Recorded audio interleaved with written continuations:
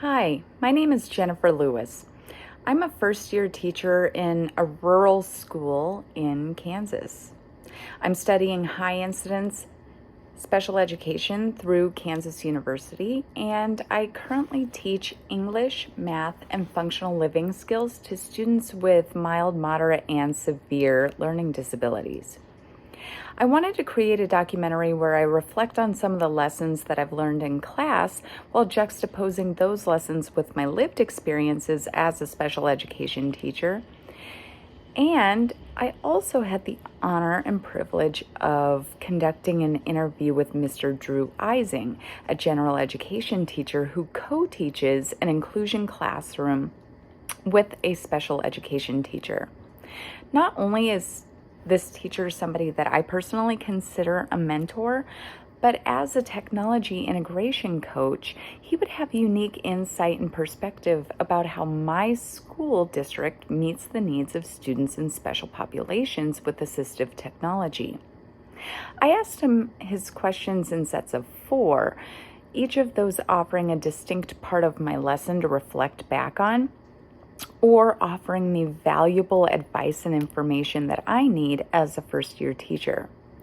This first set of questions allowed me to get to know Mr. Ising a little better, learn more about his role at my school, and more about him as a teacher. All right, good morning. Thank you so much for joining me. All right, can you tell me what is your current position here at Baldwin High School, and how long have you held that title? My current position is as a science teacher and as the district's technology integration specialist and instructional coach. I've been with the district for 9 years as a teacher, and this is my 5th year in my district level support role.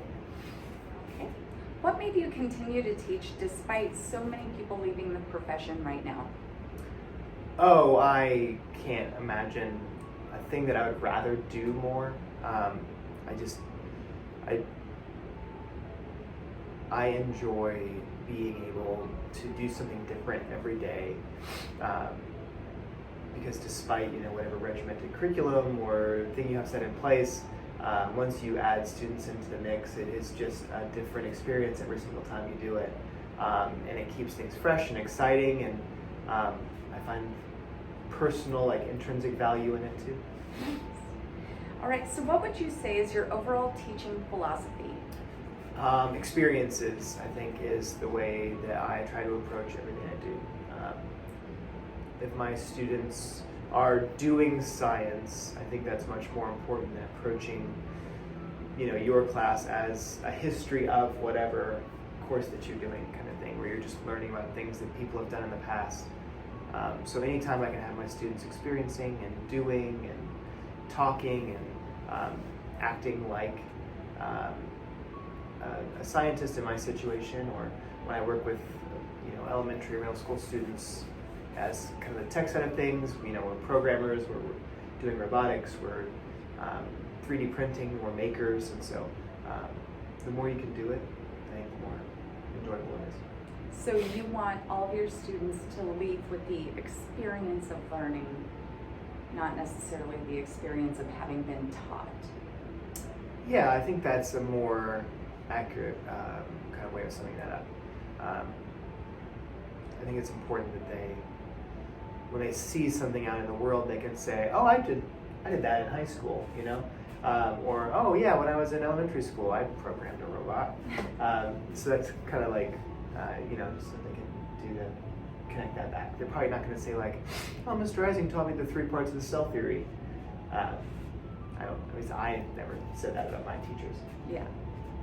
All right, so as you know, I'm not just new to your school or to this role, but I'm new to teaching. So what is your best piece of advice for a new teacher for building a curriculum that takes student differences into account?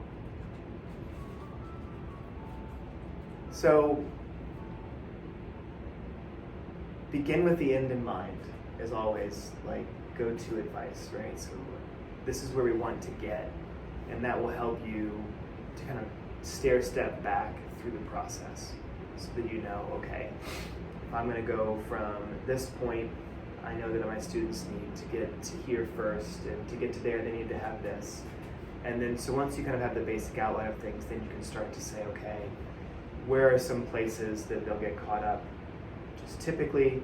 Where are some places that, I've got a reading here, what can I do to get multiple different levels of that reading, or what can I do to summarize this thing? So once you get the basic outline of it, and then you start to fill in the types of activities that you're doing, I think then you can really start to get that kind of like universal design stuff built in. You can start to get the specific accommodations and modifications and scaffolds and things that can help both all students and each student in the process. All right, so Mr. Ising started off strong just in the first few questions. He intentionally builds scaffolding and differentiation, accommodations, modifications, and that universal learning design that we had learned about in class into his lessons, and that's because he starts with the goal in mind. In this case, because he's a general education teacher, he's starting with specific learning targets and common core goals that he's trying to teach to.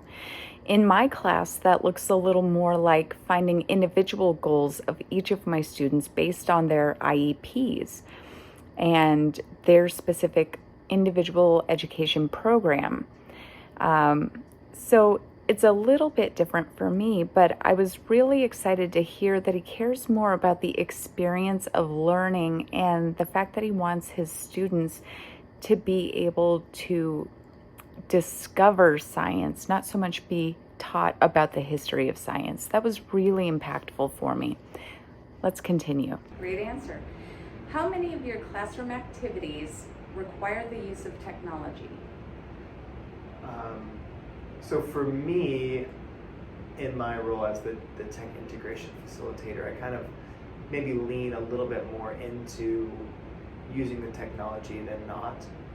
Especially this year, the students that we get as ninth graders are transitioning from a Chromebook laptop to an iPad, and they don't have like a tech class for the most part to like learn the different features of things. So I've done a little bit extra in my specific classroom so that they can know the different features of the device they have, so that when they come to an activity, they can pick the thing that works best for them in that situation.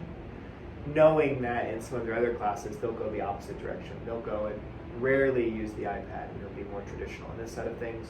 So I try to balance that out a little bit so that then as they get into later in the semester and on through the rest of their high school career, they can choose the thing that works best in each situation. Nice. What types of assistive technology do you use in your classroom? So text-to-speech is one that I have been working with a couple of my students on, because you sit with them in discussions and they have great things to say, and then it's like they don't know where to start once they put a pencil or a keyboard in front of them, right? And so I'll have them just kind of talk through it, and even if it's not what they want to use, they've got ideas now on a page that they can go back and say, okay, I'm going to delete that. I'm going to move this around.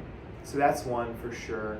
I like to use things like Flipgrid, because it's like a video app that they can use for reflections, but then it will also kind of automatically do captioning and through like a speech to text back and forth, and so it's got kind of built-in assistive technology features to it.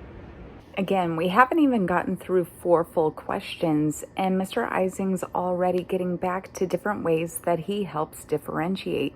I haven't even gotten into the questions about how he tries to make learning accessible to all of his students, and you can tell by the way that he answers all of these questions that he does have the goal in mind of teaching, or rather all of his students learning. And that's fantastic for me, because one of the things I struggle with most is advocating for my students who don't have functional reading levels at all and need to use those types of technology.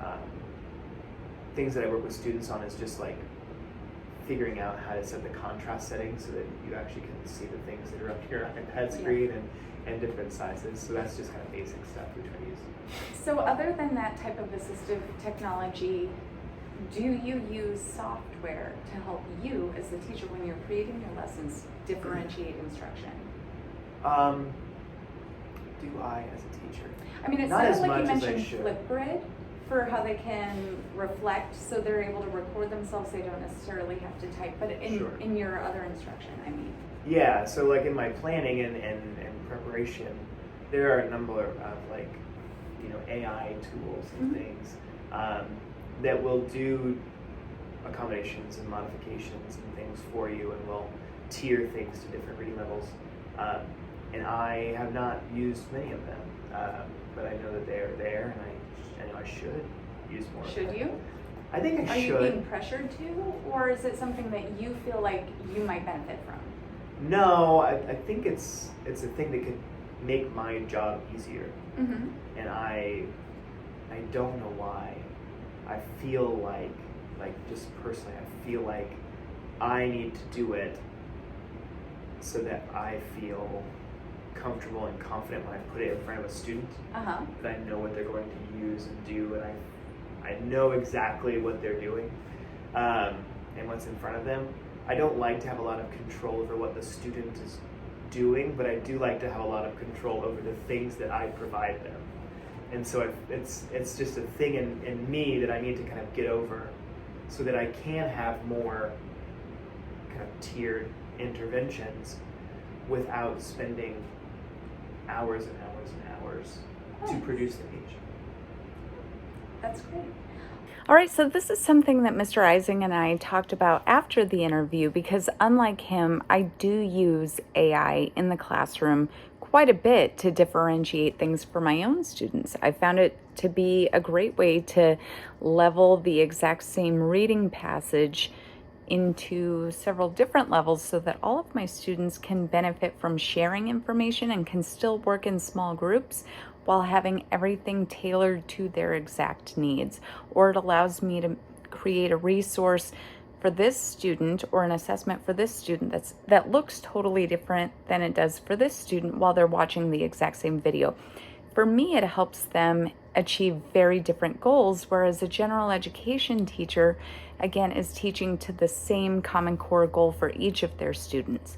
Anyway, I just thought that was a pretty interesting moment in this video, because we learned about using a variety of assessment instruments and procedures and tools to be able to assess our students in many different ways, and he is doing that. We just go about it in very different ways. All right, now this is going to be a little bit different for you than maybe another classroom teacher, because you do have two hats on. One is the technology integration person and as a teacher.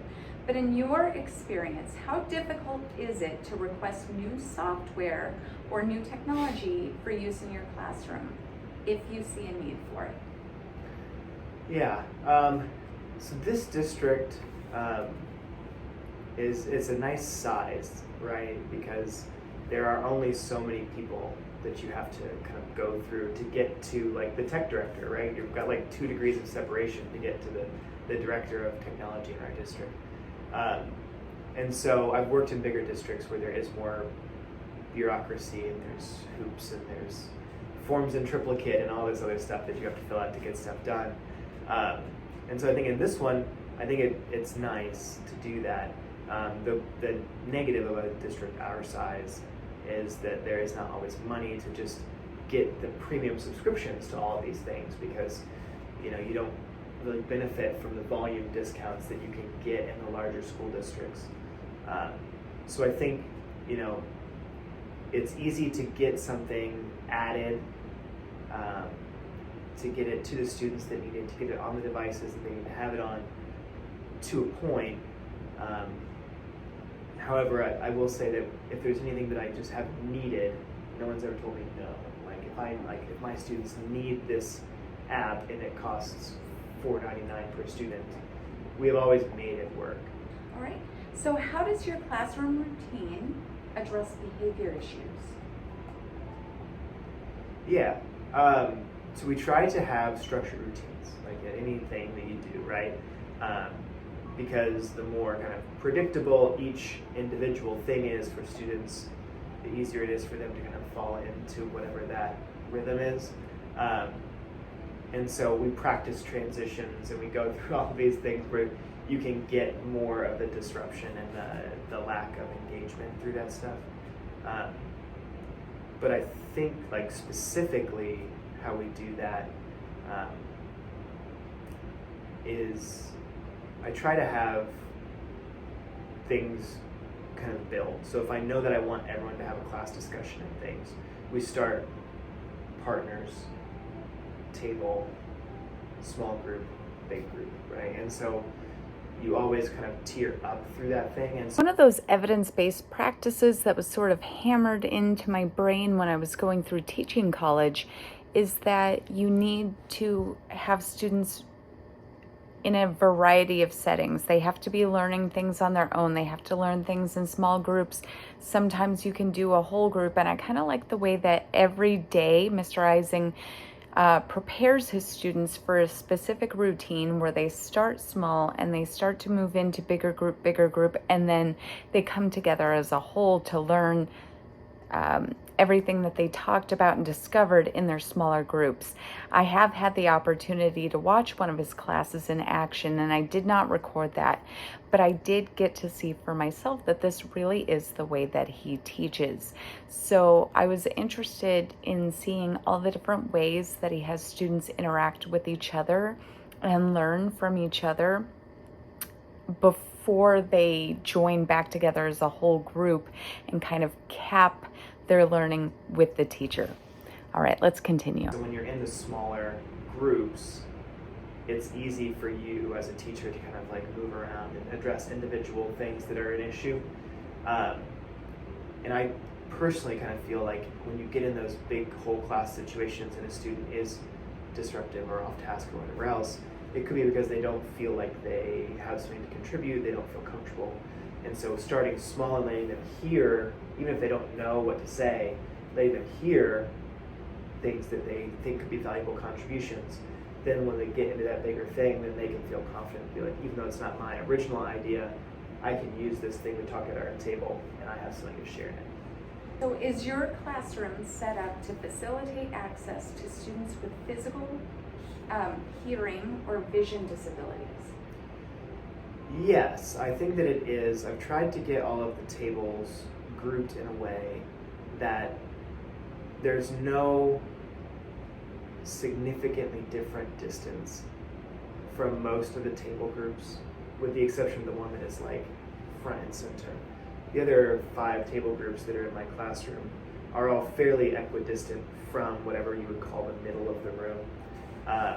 The projector is centrally located, the speakers are overhead in the middle, so if we have a video or we have some sort of audio, it's kind of right in the middle of everybody, instead of being kind of off on one side of the room like it sometimes is. I try when I create seating charts to take all of that into consideration so that those students have a place that they can go without kind of like all being in one table together.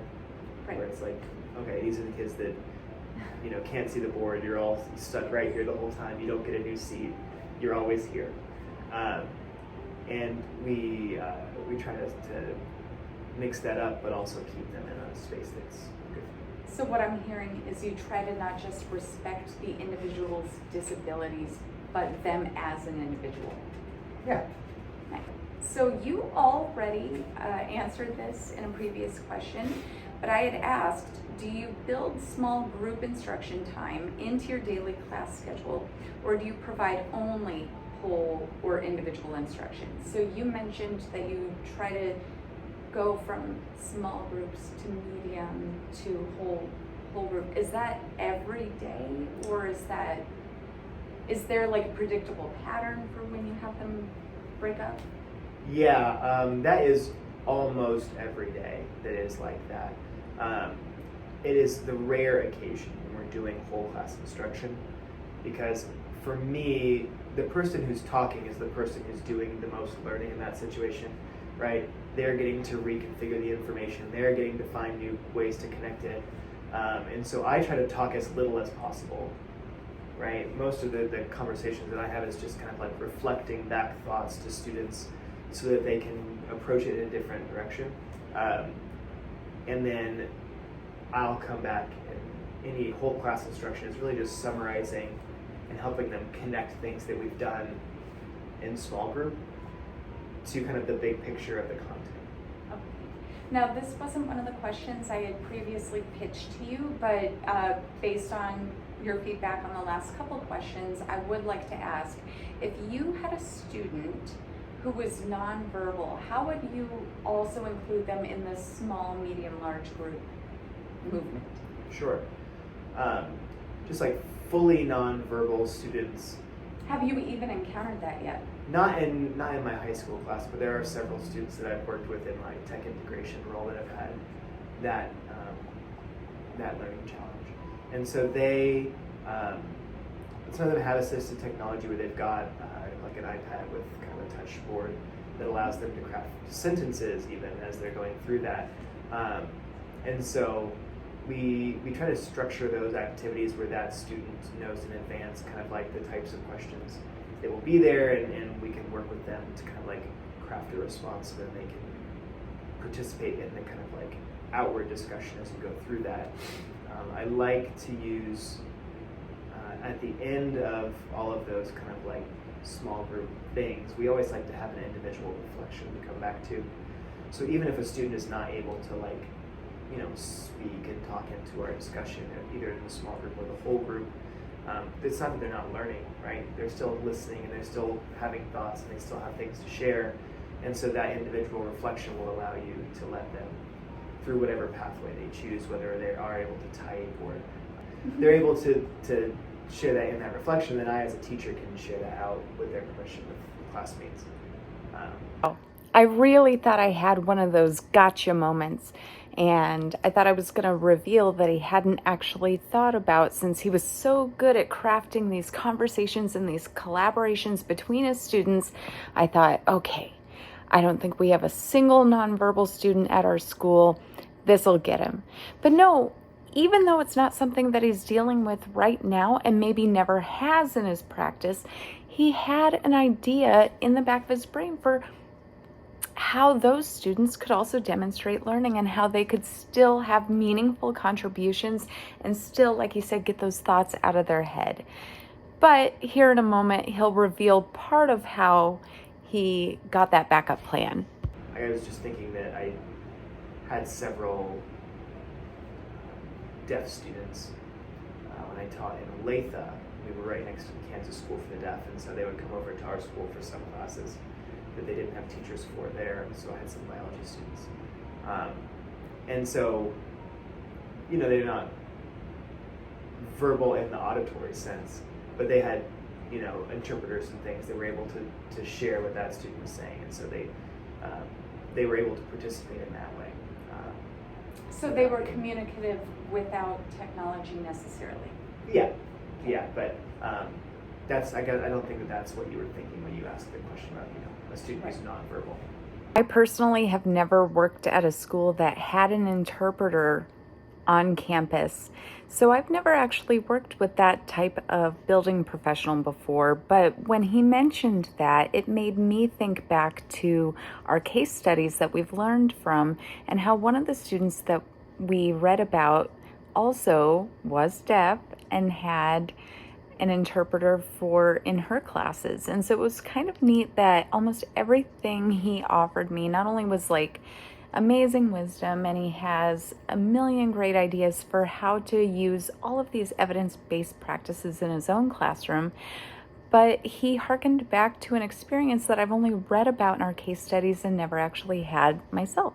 As you know, I'm trying to become licensed as a special education teacher, but I'm also already teaching in that role. And as somebody who writes IEPs, or individualized education programs, for all of my students, one of the challenges I have is writing appropriate accommodations and modifications that can not only be implemented every time, but that also build in some sort of fading, because we are at the high school level and I need my students to be active in the real world without para or co-teacher support in the future.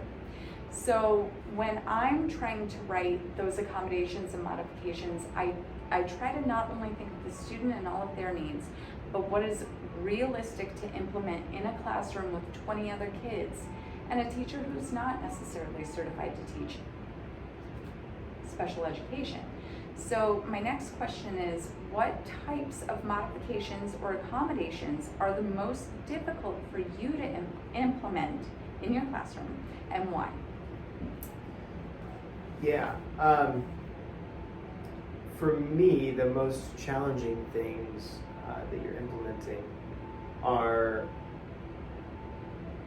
when you begin to not change a curriculum, but to just like remove pieces. Like, I've got a couple of students in IEPs where, they're supposed to only be responsible for a certain percentage of the standards as a whole.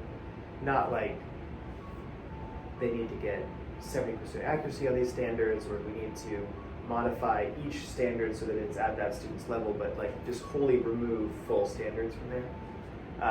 And so I struggle with those because I sometimes have a hard time kind of choosing which standards can work independently of each other and which need to build across other things.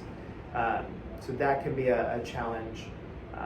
It's also like picking your favorites. Like, I need to make sure that it's not the one that I think is the most important, but like for that student, for what they want to do when they leave here, which of the biology standards is going to actually help them with the career or pathway that they want to take as they go through that.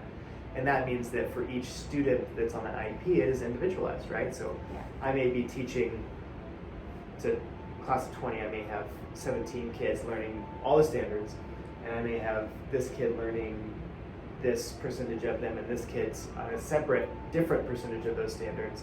And I need to make sure that no matter what we're doing in class that day as a group, it applies to each of those individuals in addition to the whole group at the same time.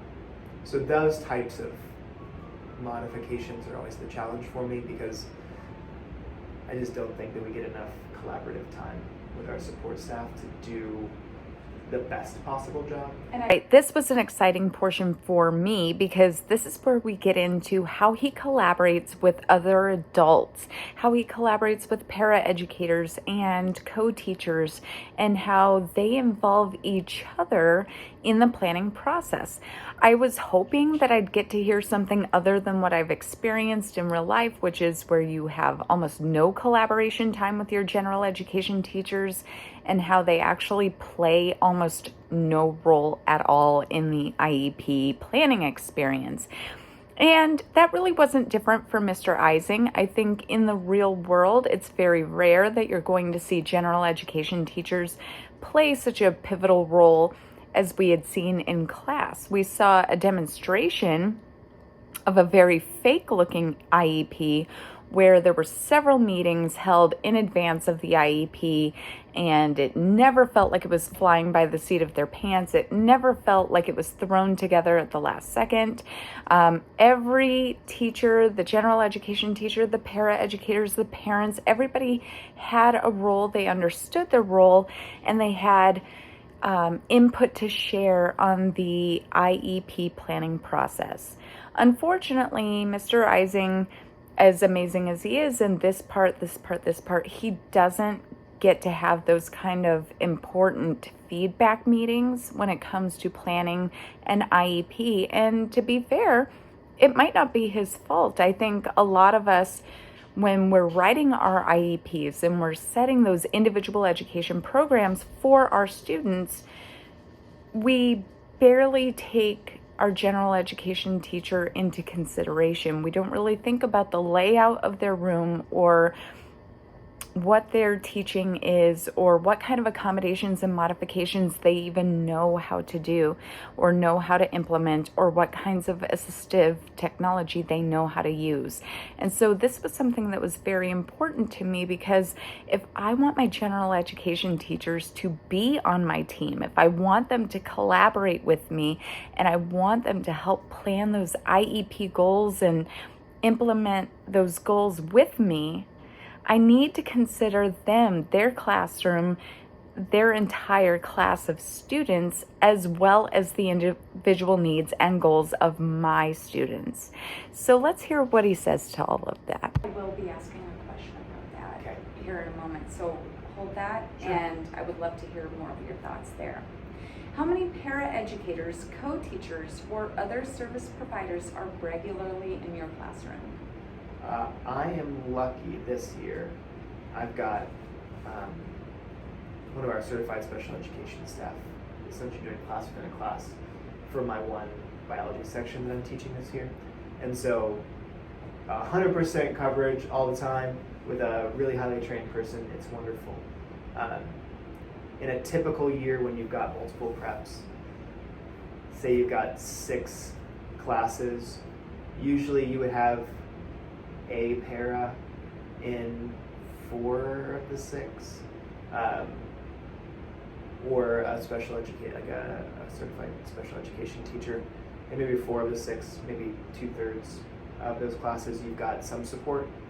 I have had years where I've had multiple, depending on the needs of the students, where some students need translation support for a new language, and I've got a person who needs hearing and vision kind of support, and then you've got kind of a general para or somebody in there to help the students with learning exceptional needs. All right. Now this next question is especially important to me because, like you were saying, some of us do class within a class, and I'm no exception there. I have a couple of hours that I do class within a class instruction, and I'm having trouble figuring out what that might look like for me. So in your classroom, what tasks do you normally delegate to your paraeducators or your co-teachers? Especially as you're getting into assessment, and assessment is a big word for me. Like, assessment doesn't mean test. When you're getting into assessment, I think that's when you get the most important collaboration with those people, because they don't usually see that student in just your class. They've got that student in 2 or 3 or 4 other classes throughout the day, right? And so they've got a lot of insight in how that student works best and how they can express what they know and share their knowledge. And so that's the most important aspect for me, to make sure that I collaborate with that person, is like, what environment does a student need? How can we do that as a group? Does that, where I'm with the student and you're supervising the whole group, is it where that student feels most comfortable with you and you're working with that student in a small group or individually as you go through that? Lab activities and other kind of hands-on activities, it's important, I think, to kind of get feedback from those people and true buy-in and collaboration, so that you've got a safe and productive environment in that lab for each of your students. Yeah. Okay, so speaking of collaboration, do you collaborate with paraeducators or co-teachers outside of class time, or do you build your lessons with them? I build fewer lessons with them than would be ideal, because they're also very busy people. But I try my very best to get activities and things that we're going to do as a group to them in advance, so that we can have time to talk about them and try to identify points where we need to have modifications and scaffolds in place, to make sure that there's as level a playing field as possible to get through there. Typically, the more the content and the more the stuff needs to be modified, the more you need to work together, right? So I got a student with Down syndrome one time, and that was maybe my best experience working with a paraprofessional, not even a special education teacher, a para, because she and I put like a lot of time in after school, making sure that that student got at their level as much of the exact same stuff as we were doing. So then when they were talking to classmates, they're all talking about the same stuff and they're sharing that same experience, because the labs and the content was all as close as we could get it to the same. And we spent a lot of time together. Well, I certainly respect and admire how much time those two put in together to differentiate things for the student with Down syndrome. again, I can't harp on this enough. This is one of those times where I think AI and some of the more modern technology solutions that we have today can help ensure that students who are on very different reading or very different comprehension levels or different physical levels when it comes to performing lab tasks can learn or reach the same learning goals and be able to discuss the same topics with each other without having to read at the exact same level or without having to perform at the exact same level. But anyways, I thought that that was a very interesting point that he made. And again, I respect the fact that he included his paraeducator like that. Let's move on. That's great. How do you like to be involved in the IEP planning process? Or do you? I've never been asked much about that. In all of I've worked in 3 different school districts now, and it's always typically the same kind of survey or check-in that the person will do to get kind of like your experience with that student and what does and doesn't work for you as you go through that. But I don't know that I've ever been in a situation in any of the districts where someone has asked me like to collaborate and plan an IEP for a student on an IEP before. That would be a really interesting. Yeah, from a timing situation. perspective, I don't know how it would happen, but the reason I ask is I would think that it would be valuable to get the general education teacher, not just their feedback of how the student behaves in class or performs in class, but you know your class culture, your class routine, your classroom setup better than I could, especially if I'm not co-teaching in your class.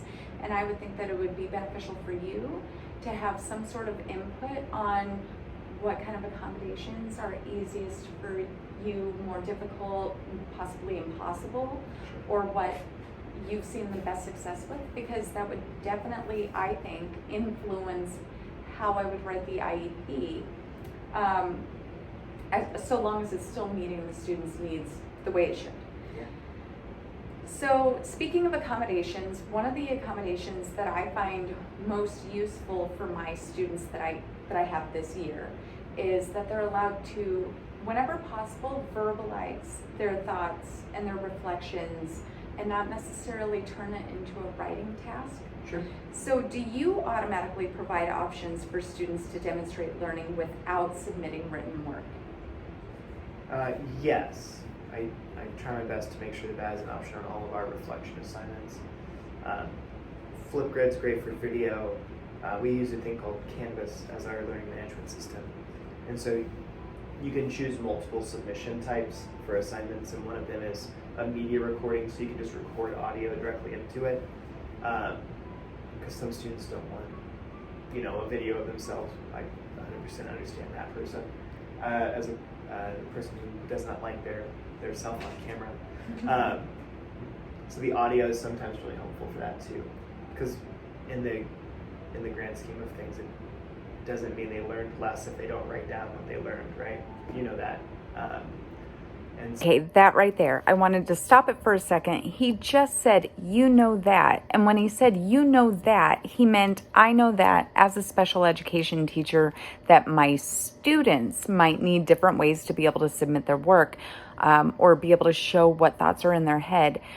But what he didn't know is that I know this on a very personal level. You see, throughout this class, this course that I'm taking right now, I have also been using Canvas as a student as well as a teacher.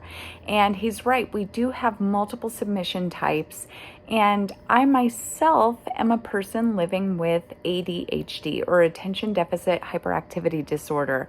I am equal parts attention deficit and hyperactive. And so sometimes that makes it really hard for me to sit still and organize my thoughts long enough for them to be coherent on paper. And throughout my entire college experience, my one and only submission type has been essay, essay, essay, essay. I had to at one point write 36 essays in a week and a half. So I'm about tapped out, and I've lost almost all of my patience for writing essays. And so one of the most valuable learning experiences for me that has made me feel capable and made me feel able and really respected me as a learner was being able to do these kind of video or audio submissions that allows me to talk at the speed that I'm thinking. Even if I have to, slow myself down with how fast I'm talking, or even if I have to go in and remove little sections of audio because maybe I stammered or I talked too fast and I had to slow myself down.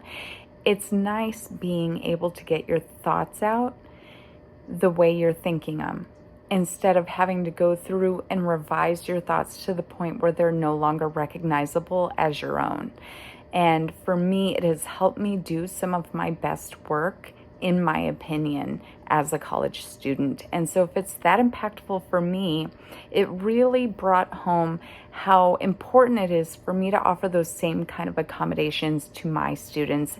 And it made me so happy to see that a general education teacher is taking those very same differences into consideration.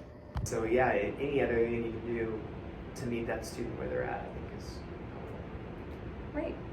Do you feel like your school, our school, and your SPED team provides you with enough resources to meet the needs of all your learners? And if you do not feel that this is always the case, please share an experience with me that you did not feel like you had the proper training, information, tools, whatever, to meet the needs of a student with a physical learning or a cognitive disability.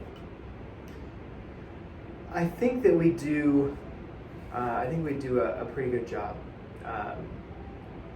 with that. Time is always the one that I wish that we had more of. And when we have our professional learning days, we don't have many of them as a district, and so I wish that there was kind of more time in there for us to have time to kind of meet and get ahead of some things instead of just being, a week or 2 weeks, if you're lucky, planned out with those activities. But I don't think I've ever been in a situation where I just felt like I didn't have the information or the materials or the equipment that I needed to help a student meet those needs.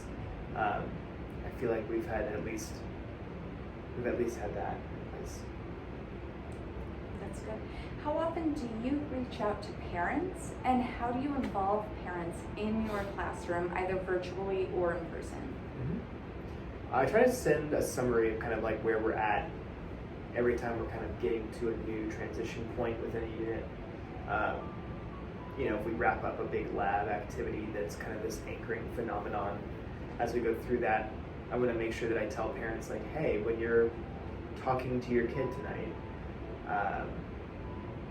here's a lab that we did. Ask them about the egg in the egg lab. What happened in the sugar water? And I may not, give them that information for like, oh, well, it's diffusion and there's sugar that's pulling water through water potential. I'm not going to talk about that with parents in those messages, but it gives them kind of like a discussion prompt at home, so they can not just be like, how was your day? That's a good idea, because that builds like extension, but without homework. Sure. Yeah, and as the kid is starting to explain what happened at school, it's actually helping them know the thing better, right? Okay, so for my final question, can you tell me about a time that you felt your teaching style or your lesson had reached a student with disabilities in a way that they had not experienced in their previous educational experiences? I think that it kind of, the one thing that I think I am most proud of is going through, and we have, at the last school I was at, we had these common labs that every biology student did. And we had some students who were kind of on the life skills side of the special education spectrum. They very high needs. So moderate to severe disabilities. Yeah. And so I worked with the teacher to essentially create a version of each and every one of those common labs that everyone did that was accessible for those students. and kind of instead of just being in a group and just being around the lab activity and helping out whenever they could, they truly were doing each and every part of that activity. And I think that was the thing that I was kind of most proud of in that situation, because they had goggles on, they were working with the beakers and the test tubes and the solutions, and we took away as many of the barriers as we could. All right. Well, thank you so much for your experience. Thank you for your time. I appreciate all of those responses, and I think they were exactly what I was hoping to hear. So thank you so much for watching, and I will follow up with my reflection on this interview. Okay, I know that was long, so if you've been watching this whole time, you're amazing, and thank you, because I've spent a lot of time trying to put this together. This interview was it was an assignment, okay? I only did it because it checked off some boxes, but I'm extremely happy that I did do it, because I wasn't expecting, even though I had planned the questions to meet certain objectives that I needed for this assignment, I wasn't expecting him to have so many real-world experiences with using a variety of evidence-based instructional strategies and having so many different kinds of collaborative groups and facilitating student collaboration the way he has, or have so many experiences that he could share with how he works with different adults in the building, staff in the building, support staff who help make the learning experience so real and so relevant for all of his students. I appreciate that his classroom management is tied into his classroom setup and his classroom routine. And one of the things that makes his classroom management so effective is that he allows students to be engaged the entire hour, and that he allows them to demonstrate learning more or less on their terms. I like that he is aware of all these teaching strategies that we've been learning in class, and some of the experiences that I have not personally had but have read about, he has experienced and was able to share during this interview. So, Mr. Ising, if you end up watching this, thank you so much for your time. It was more valuable than you think. And don't worry about how you appear on camera, because we all appear silly, I think. And that's kind of the fun of recording yourself, right? Is you don't have to take yourself as seriously as maybe you do in a stuffy paper. But I will wrap up this documentary by saying thank you to Mr. Ising, thank you to Professor Sean Smith. I appreciate everything that I've learned in this course, and I cannot recommend SPED 730, which is high incidence special education from the University of Kansas. I can't recommend it highly enough. This has been probably my most valuable learning experience since I began college. It was one of the first times I've ever been able to put what I'm learning into practice right away, and I know that my student outcomes are going to be better because of it. So have a great morning, have a great night wherever you are. Thank you for watching. Goodbye.